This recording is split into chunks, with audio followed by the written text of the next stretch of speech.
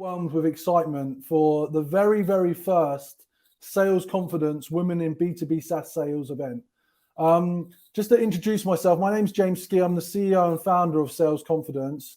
And Sales Confidence is the world's most valuable B2B sales community. And our focus is to help salespeople each stage of their career with their mindset, well-being, and performance. But what we've noticed is that there is definitely a gap in the ceiling between where women are represented in the SaaS sales community. And it was actually, it was Matthew from Varicent that said to me that we needed to put a focus on women in the sales community. So I'm super excited that today we've got a huge lineup of speakers that are going to be contributing to the conversation. Do introduce yourself into the comments. Let us know where you're dialing in from. So if you could just say hi, say where you're dialing in from and what company you're dialing in from. So great to see Emma and Wendy, two of our speakers already in the chat, which is great. I'm quite conscious and a bit nervous for this event because I want to make sure that we represent and reflect women in the right way. And that's why we've curated the speakers in a way to get the best representation from top performing companies. So we've got people like Emma from Salesforce, Wendy from Nudge, Allison from SalesLoft, Loretta from Varicent, Francis from G2, Elaine from Venetrix. And the idea is that we want to bring together thought leaders in this space so we can make sure that we can have a debate and a conversation that helps elevate women in the profession. From a personal perspective, I regularly organize events for salespeople and sales leaders, all the way from SDRs right up to sales leaders. And I've noticed a distinct challenge on getting women speakers at my events. And what I would like to encourage all of you to do, if you want to raise your hand and speak in the future, feel free to add me on LinkedIn and let me know that you would make a great speaker. I also want to welcome the men that have decided to join us today. We've talked a lot about the fact that we're looking at allies from the tech space to support women's progress and support their development in a sales profession. So it's really, really important that we represent all voices and we hear what everybody's got to say. The format of this event this afternoon is as follows. We're going to have a 20-minute discussion, first and foremost with Elaine, Loretta, and Francis from G2. And then we're going to have another 20-minute discussion with Allison as the co-host, Wendy and Emma joining us as well. And then after that, we're going into the networking. So there's hundreds of you on this call today. And what I want to encourage you to do is to network with each other and make connections. You know, we're not spending as much time out and about as we have previously. So I want to encourage you to come together and actually spend time networking, getting to know each other, and finding if there can be some mentor or mentee relations that you can encourage. So enough from me. I want to kick off the first discussion. I can see Elaine's joined. So I'm going to add the first speakers to the discussion forum. So first up, we've got the wonderful Elaine Tyler from Venetrix. We've got Francis from G2, and we've got Loretta from Varicent. And as I said, it was actually a contributor from Varicent and Loretta's leadership team that led us to this point where we've now got a Women in Sales event. And I hope that we're going to be doing more of these events as we go on. So just what I would like you all to do, I'm just going to go around the panel and just ask if you can introduce yourself. Tell us a little bit about your journey. So do spend time about your telling us about your career journey, and then also let the audience know why you decided to join this Women in Sales event. So starting off with you, Elaine, can you tell us a little bit about your journey and why you decided to join the event? Good afternoon, everybody. Delighted to be here as always. So my name is Elaine Tyler. I'm the CEO and founder of Venetrix. Perhaps quite fittingly for today's panel, Venetrix actually means the huntress in Latin. So there you go. We are a specialist SDR recruitment organization that places SDRs into some of the most exciting and fastest growing SaaS businesses in London. In terms of my journey into sales, So I grew up with my role model as my father, who ran his own business. And ultimately, from a very young age, I was on the front line of that business, helping him with his jewelry stall. And then from there, I went into casual customer facing roles. So I worked in a clothes shop where I actually worked on commission for selling t shirts that said, "This bitch bites." I used to get 10% commission for selling each one and £2.50 an hour. But ultimately, that gave me the taste for the cut and thrust of sales, closing deals, and working with people ultimately. So from there, then I left my hometown, stopped selling t-shirts, went to university, studied business management, which again kind of gave me a little bit more about the fundamentals of business. And then when I graduated, I decided that I wanted to look for a career that played to my strengths of dealing with people, and work in a dynamic environment. So I went to a recruitment company that placed salespeople, and that recruitment company asked me to join them. So I started my career there working in recruitment, which is very much a sales position. I spent 7 years working there, so joined as a very junior salesperson, i.e., a resourcer. And over the 7 years that I was there, I became a director of that business. Subsequently, I then founded my own company, which has now been around for 6.5 years. And as I've mentioned, obviously, that's Venetrix. And ultimately, we also now place salespeople. So I think when it comes to the world of sales, I'm firmly in it, placing people and obviously operating as a salesperson every day. And it's something that I really enjoy, keeps me motivated, keeps me challenged and tested daily. And I can't imagine doing anything else. So the reason why I'm here today is because obviously very passionate about women in sales. I think that as a organization that helps the companies that we work with hire people into their teams, we have a very direct role on women in sales, how to attract women in sales, how to support women in sales. Companies seek our advice and guidance. So wanted to come along, share what it is that I've potentially learned, and definitely learn from the other ladies on the panel. So that's me. Thank you very much, Elaine. Great introduction. Great way to start. Loretta? Hi, afternoon, everyone. So my name is Loretta Jeremiah, and as James mentioned, I am a regional manager at Varicent. So I've spent, I think, the last 8 to 10 years of my career in sales. So I did my degree in finance and economics and kind of expected to land somewhere in a finance role. That's the background of my parents and kind of what I just figured would happen because I was good with numbers. But then during my degree, I did a placement year at a large tech company. And I spent time in the financial services element of that within the sales team. And the dynamic of the team, the roles that they had, the variety they had within their day was something that I said, for my future, that's exactly what I want. So I said, any role that I go into in the future, the one thing that was important to me is that every single day was not the same. And I have to say that's exactly what I've been able to achieve. So in the last week, I've been in an office, worked from home, had meetings in Budapest, meetings in Amsterdam. I'm all over the place. So for me, journey-wise, it's been in sales from the very beginning. I love to be on the front lane, as Elaine said. I love the hunt, I love the win, and that is what I push for and work through. So I've worked in large tech companies. I'm now working in a slightly smaller tech company, which I do really, really enjoy. And why join this event for me? So as James mentioned, it was actually our general manager that was kind of pushing for an event like this.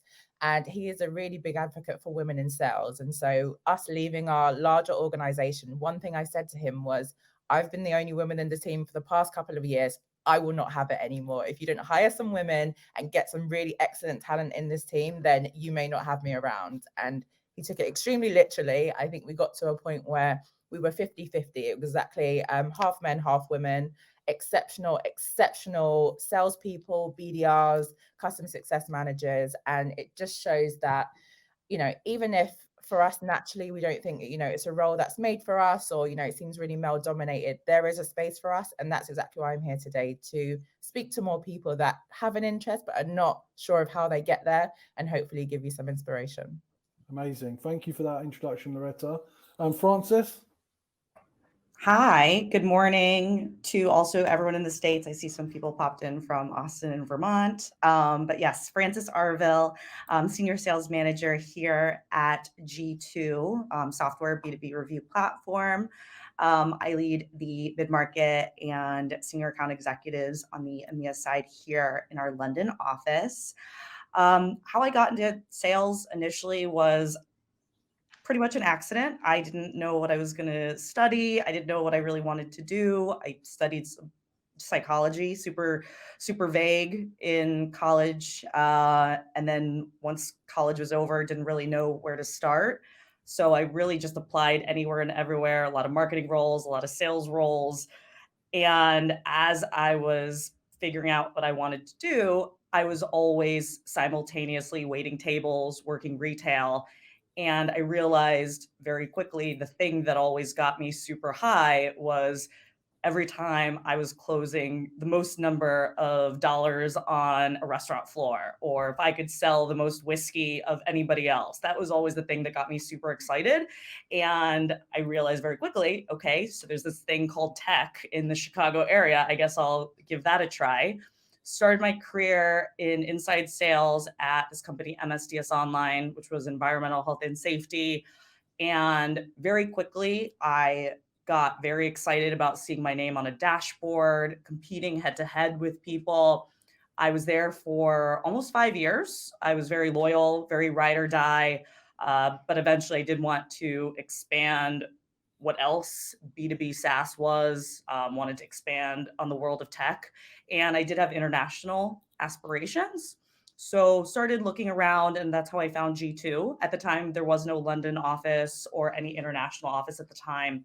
But the leaders at the time definitely sold me on this idea of having a London office, and my naivete believed them. But I'm so glad I did, because 5 years later, they have a full London office. We have about 80 employees now, which is super exciting.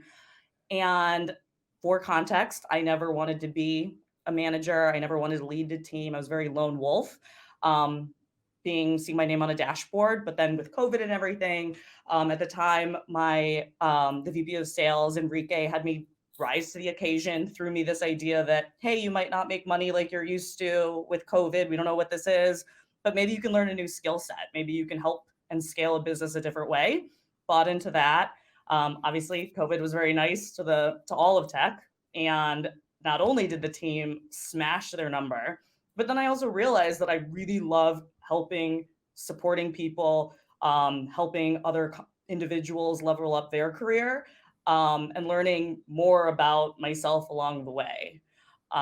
It's been super amazing here, and just seeing all the growth and potential has been pretty awesome. And then part of the reason that I wanted to join today is 10 years ago in sales, I was super happy as an individual contributor. I didn't care if I was competing with men, women, if someone was white, black, polka dotted, orange, yellow. I just really wanted to win. But then now on this side of the table, where I'm trying to build a team and realizing that my team does not look like the world, I definitely want to do my little part in making sure that my team and every other team that I work with moving forward looks very much like the world. Good. That's a great point to make. And I think we've already had some observations. It's great to see the conversation in the chat, actually. Where have you women all been in my other events? Because it's super active and it's great to see. But we've got a great diversity of thought here. And I think we can challenge some of the stereotypes that are typically associated with sales just by the representation of these calls that we've got today. I'd love to start with a kind of a question around challenges that you faced as individual, specifically as a woman in sales, and how you've overcome that on your journey. So Elaine, do you want to pick that one up? Yes, definitely. So I think that I have experienced a kind of self-imposed challenge from time to time as a woman in sales. And it's to do with men, but I don't think that men have done it to me. But I think, perhaps with some of the things that we're talking about with representation, it is an interesting point. So as I have become more experienced and then obviously gone on to become a director of a company and then founded my own business, the result of that is that I've obviously attended multiple board meetings with senior people, and the fact of the matter is that the dominant gender in those meetings is often men. So I do see men as absolute allies, and every experience that I've had of working with men in my career has been super positive. Men have, helped me accelerate my career for definite. But I think that there is that interesting point of being the minority, whatever that might look like in the room, because, well, first of all, men in a boardroom may never have experienced that before, or fewer may have experienced it. And I think that sometimes that challenge can mean, are you understood in the same way? Are your views supported in the same way? Have people had the same experience as you? And that could even potentially produce maybe a nervousness to express your point of view, or something that you want to say that that other people might not have had the same experience as. So, a key point for me around that is really us building representation at senior levels in businesses across all industries, so that there isn't that minority dynamic of any kind in any room. So everybody feels comfortable that their voice could be heard and also understood. Great point. Loretta? So I'd say, I think some of the key challenges that I've faced. So early stages in my career, it was that, you have this like imposter syndrome that I've just completely dismissed and moved away from, in that, do I feel like I belong in this space? Especially as Elaine was saying, there's no one else that looks like me in the room. And it's, I was standardly usually the youngest person, the only woman, and then the only woman of color. So it was always, you're the only person. Does your opinion matter? Does, what you have to say and what you think matter in a conversation, that there are people probably more senior and more experienced than you? And what I found is that my different viewpoint on the world is what was making the difference and what was making me more successful. I'd say a key thing for people starting out in their career, you always feel that you want to be really helpful and you want to try and do as much to impress your management and, do what you can for the team. But one thing I always kept taking on as the only woman in the team were things like, if we've got team building things, we've got more administrative things. That was not my role. That is not your role. If you're in sales, you have a focus. You've got a number to hit the same as everyone else. Don't feel that if you're pigeonholed into taking some specific roles within the team because you happen to be the only woman, and you may do it much better than anyone else because you have that, the skill and the experience, but don't feel like you have to. I think that's one thing I had to move away from. And I'd say the other thing that, growing into my career, I'm a regional manager now, and I cover, so from my perspective, I cover all of Northern Europe. So that's Central Eastern Europe to Benelux, to the Nordics, to DACH. So I travel a lot. As I mentioned, I've been in 2 cities in the past week. And again, you do face the, do I belong in some of these spaces? You're meeting a lot of different type of people. And in those settings, again, you are mainly meeting a similar demographic or, a single gender. And you just have to know that you are intelligent, you're there for a reason, and just be confident in yourself that you belong in that space. I love that advocacy and insight into putting your best foot forward and representing yourself as a confident individual, no matter the room you're in. I think that's a great reminder to everyone on how you can stand out in your crowd. Francis? So my response is very similar to that of Elaine's and Loretta's. I do suffer also, even to this day, a little bit of that imposter syndrome and wondering if I deserve a seat at the table. But then to Elaine's point, I don't think men did it to me. Well, I'm sure a lot of it is my own self and things that I need to personally work through.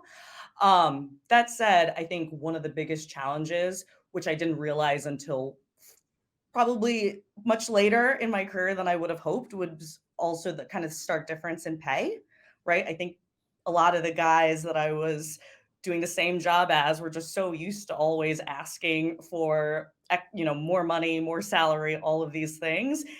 And they weren't necessarily doing much better or worse than myself, but they just had that confidence to constantly ask and expect that it was going to come to them until, you're out and about, maybe at a bar with amongst what you thought were friends and coworkers. And then you realize, whoa, there's a massive, massive difference between where you're at and where they're at.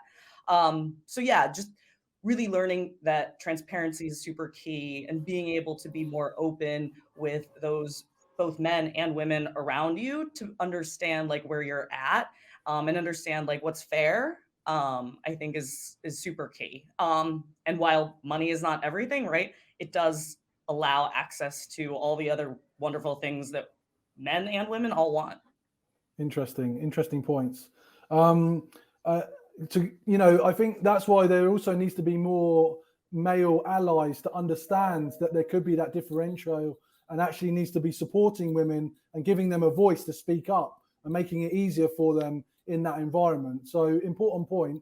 Going back to you, Francis. So research does suggest that women can outperform men in sales, which they absolutely can, of course. But what would you say are the attributes of women, or your own attributes, that have made you a high-performing salesperson and sales leader in your career? So for me, my loyalty has been super huge. Always been a very, I think I said at the beginning, ride or die person. And I think a lot of the women that helped me early on in my career, and then even a lot of the women today, have all had really good consistency in their jobs, even as mothers, right? Like you can't tap out really as being a mom. So that loyalty to one organization, one team, wanting to be super supportive of those around you and not tapping out early has really paved the way in how I want to build my own career and how I want to build my own teams. And then interestingly enough is a huge key characteristic that I also look forward in my own hiring. I want to know, right? Sales is tough. There's more low points than high points. So if you're willing to ride with me for the long haul, even better. Great. Loretta? I would say, and it's a really great question, I would say a lot of the skills that all salespeople need to have are pretty standard. There's personality types, but I'd say the women that I've worked with, I do find that their approach to dealing with new prospects and clients, there's just a slightly higher level of empathy. And so, as salespeople, you can go in and be, a bull in a china shop and go full force. And in some cases, it works really well. But in some cases, you do need to take a step back and just make kind of the deeper connections and build those relationships in a different kind of way. Customers and people in general don't like to be sold to. They want to be listened to, they want to be understood, and therefore they then, they have greater trust in terms of moving forward with, whether you're selling SaaS, whether you're selling, hardware, regardless of what it is, they want to be understood and they want to be able to trust the person that they're working with. And I think, from my approach, I've always found that I like to go with a more consultative approach, and bring that level of empathy in my personal life to ensure that any relationship I'm building, customer, whether they're very technical, whether it's a CIO, CTO, they're going to get the same level of empathy and, communication skills from me. So I'd say that's one of the key things. Brilliant. Elaine? So for me personally, I think that I've always been very conscientious in like my work that I've done. So wanted to deliver the best standard that I'm capable of. And that, desire for me has been stronger than the need to like win something or be competitive, like literally competing with myself to know that I've done the very best job of what it is that I could do. I also think personally my like problem solving skills and ideas generation are never kind of hitting that dead end and taking that as the solution, and always trying to come up with another way around things is something that I've done that's helped make me successful. Then from working with both men and women, I've definitely observed that in the earlier stages of somebody's career, I do think that women potentially have better planning skills. So a little bit more kind of thought into the immediate medium term future of how they're actually going to organize their time for the best results. Great. I was wondering, have you got a question that you'd like to ask Elaine? Yes, for definite. What do you think companies could do to support women better in the workplace? Should we go with you, Loretta, first? Yeah, happy to. And, there's women in the workplace and then women in sales, because you know, I do find that there are more specific roles that you find women, you know, gravitate towards. So I know for our team, we've got, you know, a lot of women in HR, a lot of women in, you know, some of the operations roles, and maybe not so much on the technical side or on the sales side. And I think it's events like this, number one, is like amazing for the exposure and understanding, you know, what is out there, what are people doing. So I think things like this are really great. And organizations, you know, I know Venetrix and G2 and Varicent are all connected with places like Sales Confidence that are allowing and pushing for events like this to give women that exposure, that there is more out there for you. If you are interested and you feel you have the skills, get out and connect with people and just understand what it is and what it takes. But internally, I do feel like more of that promotion of the different types of roles. And rather than saying, okay, you need 7 years experience in this, and, you know, these are the key things you need to do this role. Sometimes it is more about the personality and the want and the will to do it.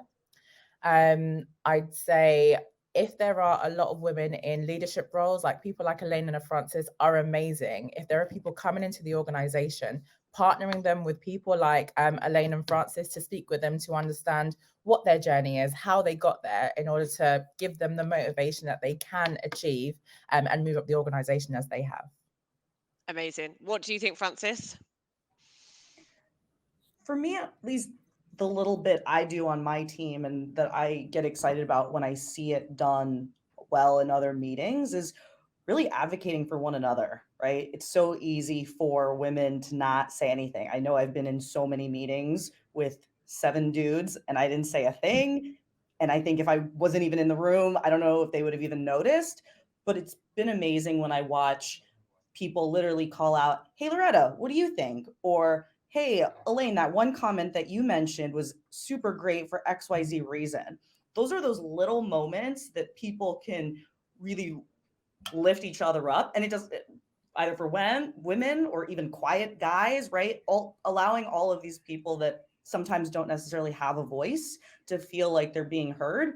And sometimes that little push and nudge is going to be super huge. And it's not necessarily this massive, massive thing that companies have to think about and plan on a large scale. Sometimes it's really just these little things of love, bringing each other up in small meetings. Yeah, a lot of it's about like being aware, particularly as the three of us like mentioned straight off the bat that we've all felt that sense of imposter syndrome. So for everyone who's an audience on the call today, I wonder how many meetings they've been in where there's been somebody having that experience, and maybe that invitation to speak could have pushed them on to share their contribution, building their confidence and maybe adding something to the company too. Yeah, I'd like to add just that, you know, your men might not necessarily be aware.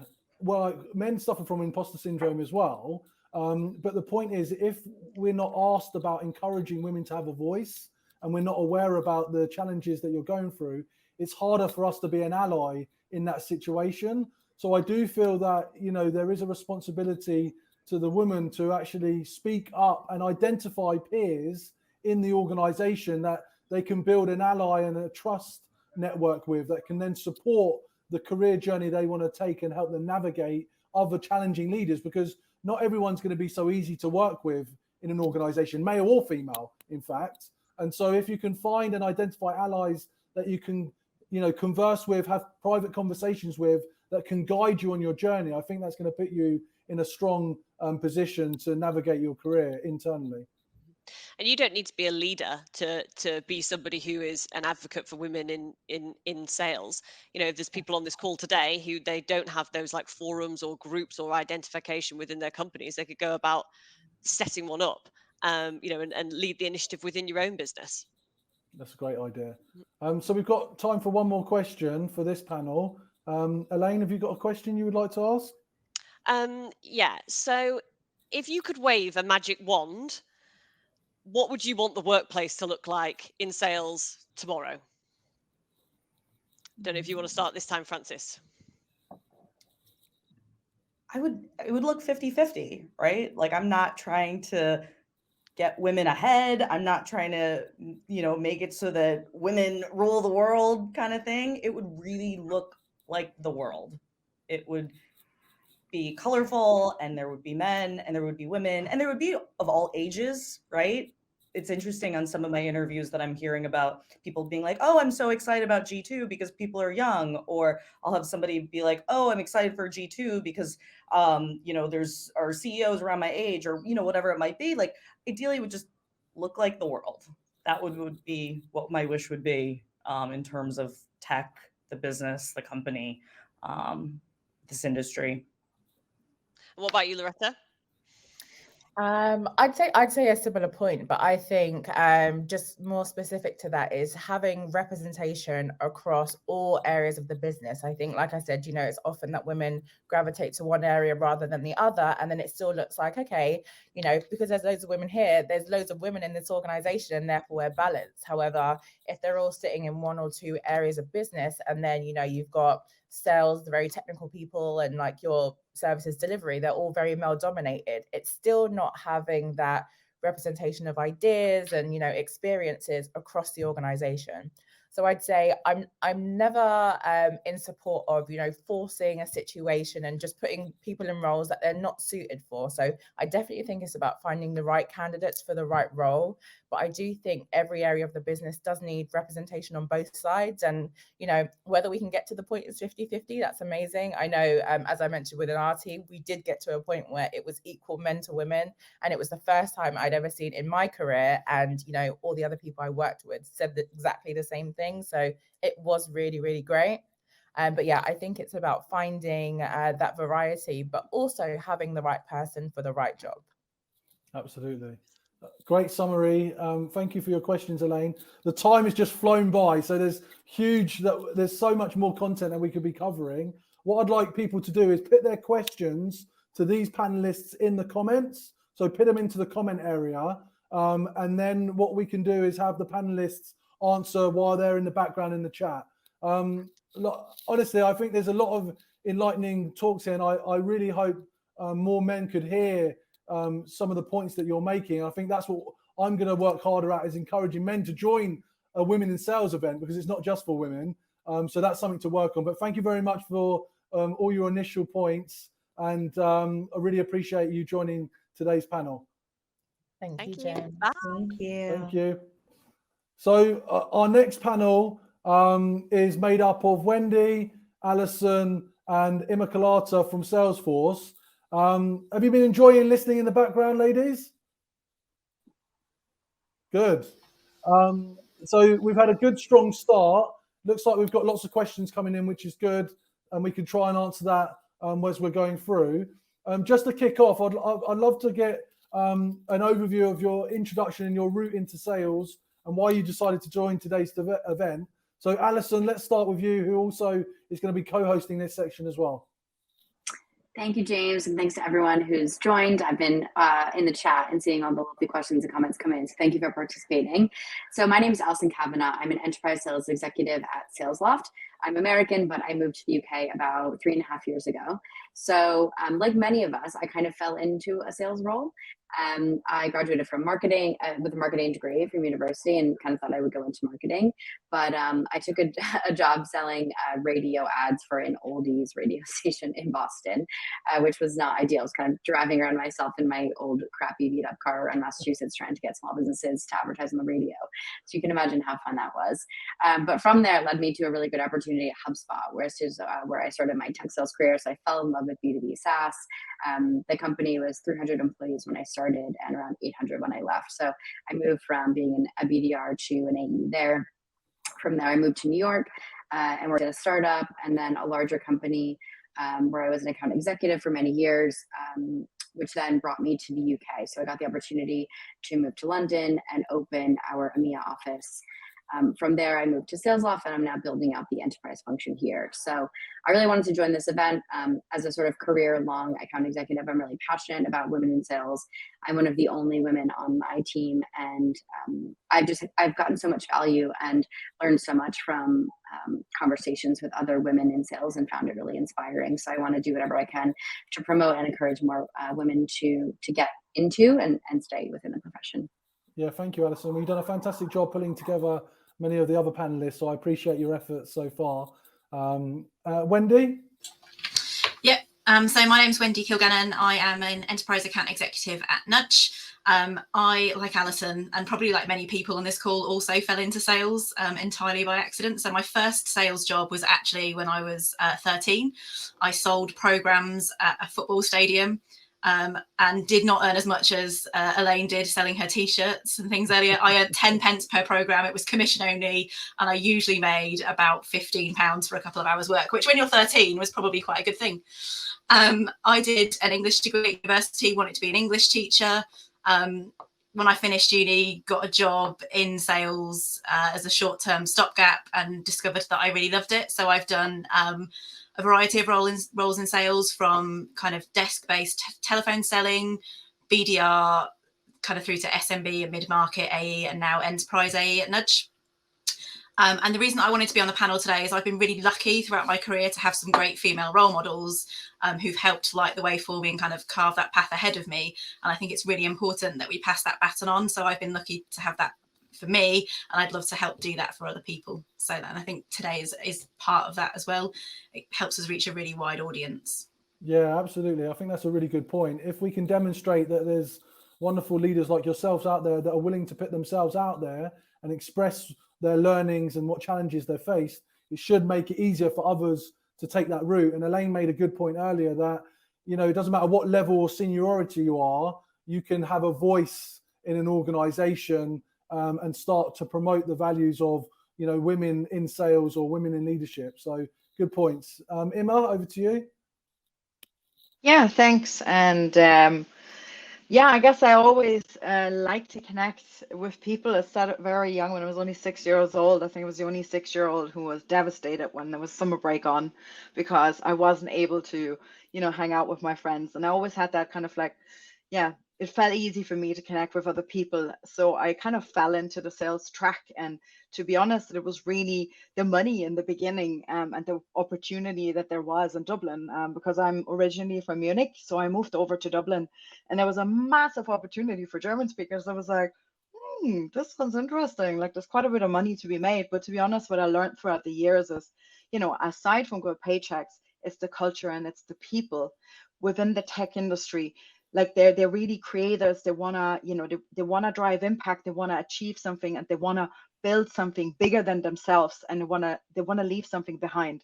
And that's kind of the culture that you see in the tech industry. And now in my role in Salesforce, I have an opportunity to help young individuals through a graduate program transition into those SDR roles and create that path for them, so they can continue to drive that impact. So yeah, that's pretty much it. Great. So first question, I'll start with Wendy. What challenges have you faced as a woman in your career, and how have you overcome them? It's a really good question. And I think probably I'm my own biggest challenge. So like we sort of talked about before, and it's kind of come up quite a lot in the chat, is that imposter syndrome. I think I'm probably my own harshest critic, like most of us are. And I think that makes it really difficult sometimes, because I don't believe in myself enough. But externally challenges, I think probably from a very personal perspective, I've had 2 maternity leaves in my career. So I've had in total 18 months out of the workforce.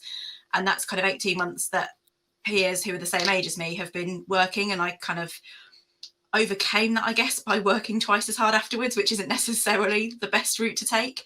But I think it's important to recognise that biologically women do have to take time out after they have a child, but understanding how we can help transition them back into the workplace and support them through that, which I was very lucky to have that in both times. You know, understanding that is really important. What would you I hope this is an appropriate question, but I was just wondering what advice you would have for future mums, you know, that are planning that. Is there advice they should be thinking about going into that stage of their life when they manage their career? Yeah, I guess it's so understanding and recognizing the reality of the situation. So one of the biggest things for me, and it probably is with lots of salespeople, when you go on maternity leave, you spend a month before you're going on maternity leave handing over your pipeline. It's all this stuff that you've worked really hard on, and you've got to hand it over. And then when you come back, no one gives anything back. You essentially are starting a new job. And I think it's important for people to understand the reality of that, both the individual, but also the company. whilst someone is coming back to a job they know, they've got to start from the beginning again and rebuild up that pipeline and rebuild those relationships because they've had time out. And it's not a bad thing when they're off. Emma, I know you mentioned this as well when we were chatting before, but being a mum gives you, and being a parent generally gives you so many different skills. Just because you've had time out of the workplace doesn't mean it's unproductive time. So it's recognizing that change in skill set as well and understanding how that can be applied to your work. So I am now much more time efficient. I am ruthless with my time boxing because I have to be, because I had to be like that at home, and now I have to be like that to be able to manage that. I don't like the kind of work-life balance phrase because I don't think it's ever in balance for me. It's never kind of equal. I tend to look at it as work-life integration. How can I make the two fit together? And sometimes one demands more of me than the other, but that's okay. Like, as long as it's never one-sided, too one-sided for too long, that's fine. Great. So on the question of challenges that you've overcome, Alison, to you, what have you experienced in your career?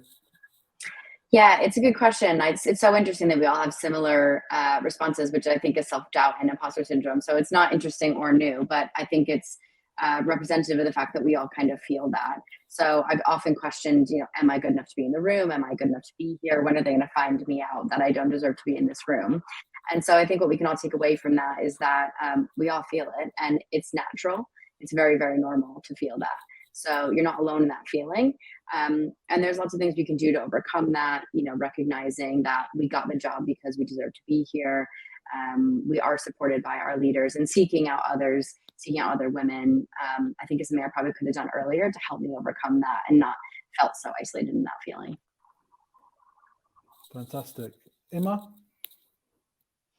Yeah, I think both what Ali and Wendy said is really critical. And I think it is also like the judgment factor. Not only that you're judging yourself, but it's comments. It's small little comments that kind of fuel that imposter inside of you even more. Like, and this could be like really basic things like, you're leaving early to pick up your kids and, somebody makes a remark around this. Or even if you're not a parent, it could be as simple as, there's a birthday card to be organized, and everybody kind of looks over at the woman to do the job.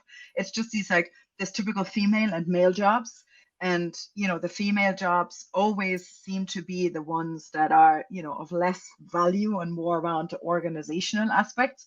And as a woman, you can really I've really felt like reduced, where I'm like, if you push back, you sometimes then kind of get judged as, oh, like she's being very, sorry, I don't know if we can say that, but bitchy, or something like this. If you're trying to, stand your ground, while if men would do the same, they wouldn't be judged in the same kind of manner. And I think that kind of judgment can be subtle sometimes, but it's very, very crystal clear to the individual receiving it. And I think we all need to hold ourselves more accountable of how we can, stop transmitting this kind of unconscious judgment sometimes as well. Brilliant. I think, sorry, Jace, I was just going to say, I think on those little comments thing, I think the imposter syndrome feeds into that though, because I think sometimes we read stuff into comments that people don't mean anything by it, but because of that little self-doubt in the back of our heads, we're going, well, did they mean this by it, or are they thinking that about me? And it almost spirals into something that they hadn't intended because of that imposter syndrome. One of the things I've noticed that there's a very broad mixed audience on this event, which is fantastic. And I wonder what are the factors that you would look for in the right environment as a workplace that is supportive of you. So I would like to think that you're in places now that are supporting you. What is that company doing for you as a woman, or just as an individual, that you believe is getting the best out of you? Who would like to take that first? Emma, go on. Yes, and I really want to do a huge and massive shout out to my manager, Ricardo, because there isn't a single team meeting. Like, he really annoyingly focuses on making sure that when we say guys in a team meeting, when he says like, hey guys, that he calls people out on it and says, guys, excuse me, I think we have a healthy balance here on the team. And it's just like small little things that he would say, or just checking in with people. So he'll check in regularly to kind of like understand where people are like emotionally as well. But it's like these, to have the support of your manager driving this as well. I think that's really, really important. And another area is, even from a HR perspective, like when it comes to paternity or maternity leave, I experienced that where my partner wanted to go on paternity leave and he was then asked. So it's not only directed at women, so it's directed at men, where men need to feel empowered through their employers, being able to take paternity leave and not being judged by not being the primary carer, because they might be. And it's just these small little things where even men then kind of go, oh, can I even take that time off? Because I'm not the primary, or I'm not seen as a primary carer. So I think if we can start, removing this, and that's already going to be a huge help. Good advice. Allison? Yeah, I think there's a couple of different ways you can look at it. The first thing would be externally. Let's say you're going into a new role, want to interview at a new company. I would look at, are there women in leadership on LinkedIn? What does representation of women look like? Are there women in senior positions where you feel like you could advance your career there? Or are there going to be women that you're going to be able to speak to about what it's like to work there? I would also look at their benefits. So you'll be able to see pretty quickly if they're interested in investing in women in their careers by seeing if they have good maternity, paternity benefits. Also things like egg freezing, adoption, those types of options that are not necessarily that are available, or that should be made available to anyone who wants to start a family, right? So that they're inclusive. And then I think once you start getting into interviews, prioritize questions that are going to help you understand if it's a good fit for you. How do they promote women? How do you handle internal feedback? You'll get a good gut feel. I think women just have a really good intuition, and you should really trust your gut once you start having conversations with people and see how you sort of react to how they make you feel. Those are just some of the signals I would look at. Brilliant. Wendy? Yeah, I think it's, like you say, having conversations, looking at who is in the leadership team, the breakdown of that. What does that look like? Do they look like they support women? I think from experience and from friends' experiences, I've seen kind of companies that externally appear to have great, policies that support women, that are family friendly and are, have great maternity leaves or shared parental leaves. But then when it comes to actually seeing it through, whilst they do what they have to do for the, compared to the policy, the actual kind of culture of the organization doesn't fit with that. So when, people come back from maternity leave, there's this kind of attitude, like you say, of, oh, she's leaving early because she's got to go and pick her kid up from daycare or nursery or whatever, and that sort of thing that doesn't fit with that policy. And I've also seen, experienced it myself, where, maternity leave has been kind of statutory pay. So you'd almost look at it and go, oh, it's not particularly family friendly because it's just statutory. But on return was, falling out, what can we do to help you come back? What do you need from us? And so it's not just looking at the policies, it's looking at the culture around it. And Connor's just made a really good point in the comments about managers playing a part in culture, but everyone being a culture carrier and creating that culture. So if you're looking for a new role, or you're looking, to change jobs and in a new organization, then one of the things that I think is really good to do is search out people who are in your role, or the role that you're looking for, on LinkedIn, and talk to them, engage in a conversation about what they really think about where they work, and see if you can get a feel for the culture from that perspective. Great, good points. I think very helpful. There's a lot of worry and anxiety that happens when you're moving roles, because there's uncertainty, and we're all nervous around uncertainty. So to have those points around what you should look out for as a woman in an organization, really helpful. One of the questions I was thinking about was, what has been your greatest achievement in your career, and why do you think you've been successful at achieving that achievement in the way that you have? What I want to do is put a spotlight on the way that you've been successful, so others can be inspired from your experience. So do you have a great achievement or a series of achievements that you're proud of, and why do you think you were enabled to be successful with those achievements? I'm happy to take that one first. So I don't see my achievements in sales. I see them, I've got singular achievements where I've closed this deal or that deal, and it's the biggest deal for this or the biggest deal for that.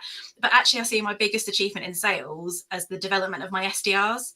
So helping SDRs move from that SDR role through to whatever role it is they're looking for, whether it's SDR manager, whether it's AE, you know, SMB or mid-market A, but how helping them progress. And I see that as my biggest achievement, because it's helping pass that baton on and helping people develop their careers. Hi. We've got a future women leader in the house. What's her name, Emma? Her name's Kira, and she is an extremely tough negotiator. So there's a sales career in this one for sure. Welcome to the stage. I love that. Wendy? No, that was it. That was it. My greatest achievement is kind of helping SDRs progress, I think, and seeing them fly when they get to be AEs. It's brilliant. Brilliant. Allison? That's such a good one, Wendy. I love that. I have a couple of good, I think, achievements that are special because I had great support or sponsorship from the companies I was at the time. So one of them is that I closed the longest deal in sort of the company history. It was a 4-year deal, a 6-figure deal that we stole away from a competitor. So like just a great cycle, a deal where I grew a lot in terms of my skills. And the manager I had at the time, his name was Scott, like really, really believed in me, took me under his wing. And that type of support in male dominated teams means so much to kind of building up your confidence. And then I think also getting the opportunity to move overseas and work in a new team in a new market is an achievement that I'm really, really proud of. It was obviously a challenge, you know, coming to a new country, learning how to sell in a new culture and in a different environment, but something I'm proud of also because that business kind of believed in sending me on the mission. So would you encourage people to take the opportunity to move location, move country, and experience new adventures? Yeah, if it makes sense for them, right? It's obviously a super personal decision, so I couldn't say blanket, you know, advice for anyone. But if you are young enough and you want to, it's pushed me to become a much better seller. It's pushed me to become more independent, and so it's something I'm really, really proud of. So if your company offers that and it's something you want to try, I would say absolutely go for it. Brilliant. Emma, what about you? Any thoughts on this one? Yeah, I've kind of been thinking long about it, and I don't really want to say that there's like one specific thing that I've achieved in my career. I think there's so much more that I can achieve, that I don't feel like I'm really there where I can say I've achieved all of this. But I think it's building that resilience, and as much as we are successful in sales, we are often faced with a lot of failure and rejection. And I think it's being able to build that resilience and that, support network, either through mentors, coaches, friends, who are there for you and who help you transition through this. I think that's one of my biggest achievements where, I'm at a point where I don't look as critical at me anymore, if that makes sense. Yeah, great. One of the questions that's just come in through that I'm going to open up. I'd like, one of you to ask a question in a moment, but we just had this question from Julia that says, how do you see women in sales benefiting or differing from a hybrid or even remote cultures? Do you think women in sales have benefited from the remote culture? Who would like to take that? I see thumbs up from Emma. Go on. Yes. I cannot express in words how much COVID has helped me finally reach that point where I can have that remote flexibility. I love going to the office and I love connecting with people there, but I've got 2 kids and it's an hour commute each way, and it's just not possible. It's 2 hours I lose in a day, and having that flexibility to be able to be there, even drop the kids into school. It's just, it's fantastic. Being a mom and working on sales, it's incredible. And if there was one silver lining from COVID, that's it for me. Great. Wendy? Yeah, I'd say something similar. So I've actually been fortunate to work from home 2 or 3 days a week for the last sort of 6, 7, 8 years. So COVID didn't accelerate that for me particularly. I've been really fortunate to do that. But yeah, I would say the hybrid nature, allowing me to do things like school drop-offs and pickups occasionally when I needed to. I have a slightly different situation to lots of people. So my husband is a stay-at-home dad, so he does most of the school pickups and drop-offs. But I also have like an 1.5 to 2 hour commute each way. when I come into the office, which I love doing. I do it twice a week and it's brilliant because I get to see people and I get time on my own on the commute and stuff. But it also means that on those days I leave the house before the children are awake and don't get home until probably half an hour, 45 minutes before they go to bed. So it means that the days that I am at home, I get to spend more time with them and help them with homework and reading and things. But it also helps me with focus. So when I'm in the office, naturally as salespeople, I think lots of us are quite extroverted or extroverted introverts, I think I am. But the office environment is very chatty and it's sociable and it's easy to get caught up kind of having those conversations with people. Whereas when I'm at home, I probably work slightly longer hours because I'm not doing the commute, and B, I'm more focused because I can sit and focus and I don't have people popping by my desk every 10 minutes to ask me a question. So I would say that's probably a benefit for everybody, not just women in sales. But then I also know lots of people prefer working in the office. And I think the hybrid nature of it just means that it's better for everybody because everybody can work in a way that suits them. Great. Allison? That's great feedback. I'm not a mom, so I don't know if it's benefited me in the exact same ways. But I think it's done two things. First of all, it's sort of highlighted the differences in largely how often women are taking on more domestic responsibilities than their male partners. So my husband and I were working during lockdown, both working at home together, and it really sort of highlighted how much more of the burden I was taking on in terms of laundry, cleaning, cooking, and it's leveled things out for us, which has been really nice. So it sort of exposed that. So people might have sort of experienced that as well. So it's definitely been a benefit in that way. And the second is I'm actually pretty introverted naturally, and I get really drained being in social situations quite a lot or by a commute. And I notice that those types of days, even now when I am in the office and I love doing it, and it's amazing to see people, I get sort of my energy is zapped quite quickly. So I get to focus more, I get to be on my own, I get to recharge, I get to work out and sleep and go for walks and do all those things that kind of help balance me out and keep my mental health really, really healthy. Great. Thank you for sharing. Is there a question from one of you that you would like to ask each other that's top of mind? I've got a few. I don't know if anyone else does. I'm curious, as we've all sort of been in sales for several years now, what would each of you tell your younger selves, knowing what you know now about being a woman in sales? Oh, that's a really good question. I tell myself to care less what other people think, and that's probably a general about my life, not just about women in being a woman in sales. But yeah, I think when I was younger, I cared too much about what other people thought about me, and I cared too much about how being liked by customers. And I think it's something lots of salespeople have. Again, not just women, men have it too. But what someone I read in a psychology book the other week was called the disease to please. So, and I think it held me back when I was younger in so many ways, because I was less focused on what I needed and what would work from a sales perspective, and more about pleasing the customer and not being their friend, but because that isn't the relationship you have, but almost wanting to be liked by them. And as I've got older, I've realized that I don't need them to like me. That doesn't, likability is important, but it's not the be all and end all. And I don't need to worry about what other people think about me in the same way that I did when I was younger. Absolutely. Emma, what do you think? Yeah, it's actually scary, Wendy, how much we are alike. I really like, I'm like, hey, this is me. But one thing that I did 12 months ago, and honestly, I was a totally different person 12 months ago. It's actually I'm shocked sometimes what happened in that transition. And that's when I took up coaching with one of my connections, and she focuses on strengths-based coaching. So I was not able to talk about what my strengths are. And what I was really good at. So, we all say like, oh, I'm very bad at organizing, or I'm bad at this. But somebody asks you, what are you really good at? You're like, I don't know.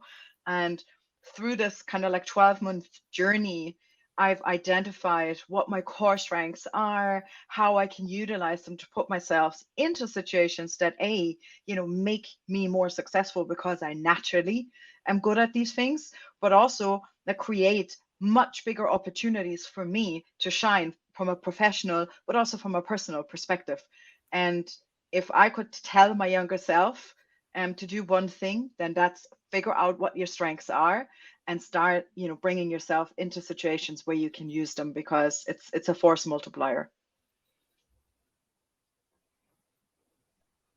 That's great advice. I can definitely relate to both of you. Wendy, I had that. I used to be super insecure and really try and just please everybody and be a people pleaser. And it never really benefited me, right? So I think just knowing that you're showing up and being good enough and reminding yourself that you don't have to compare yourself to anyone, that doesn't really get us anywhere, right?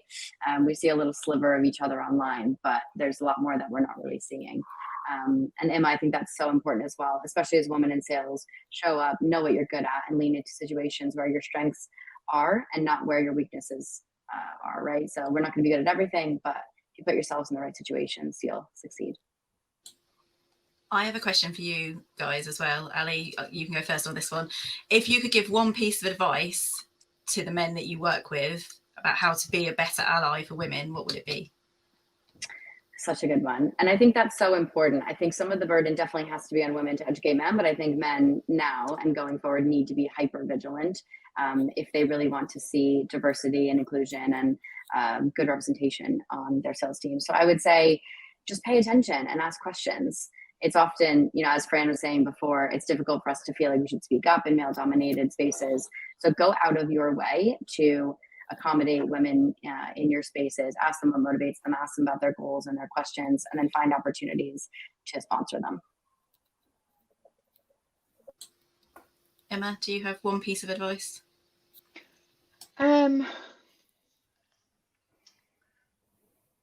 I guess just start to focus more on how we communicate with one another. I think it applies to both men and women, but particularly men, since in a lot of companies, they do demonstrate, the larger share of employees in B2B SaaS sales, typically. So having, strong allies that kind of support your voice, I think is really, really critical.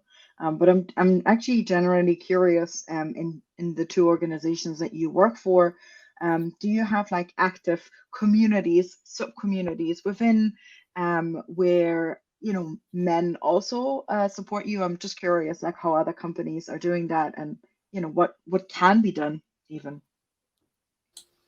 Yeah, I think we do. We have memberships to different women in tech forums and things like that. But also, I feel like it's a safe space to talk about. And I know that there are men that I could go and talk to and say, I'm having this issue, or I'm having, this is happening. I think my one piece of advice for males to help them be better allies would be about advocating. So there are still spaces and there are still places that women cannot get into, and their voices aren't being heard. And I think it's about advocating for women when they're not in the room. So not just when women are there and talking about them, but also when they're not in the room. And also for salespeople more generally, sales is a team game, right? We're not, if we work for the same company, we're not in competition with each other. So making sure that you are looking out for the people around you, whether they be men, women, or non-binary, whatever it is, making sure that we're taking care of each other and advocating for each other when we're not in the room. I love that. We've just run over time, so I'm going to call it to a close. But I just want to thank you for your honesty and your openness. I think it's been a breath of fresh air for me to hear so much transparency on how you feel about your roles and your experiences. And it's given me enough confidence that we should be doing this regularly to advocate for women in the sales profession. So we're now going to go into the networking, so I can still see there's plenty of you online, and I'm sure you'd want to speak individually and privately to the speakers. So what we're going to do now, I'm just going to thank everybody. I'm just bringing all the speakers up and just to say thank you for your contributions today.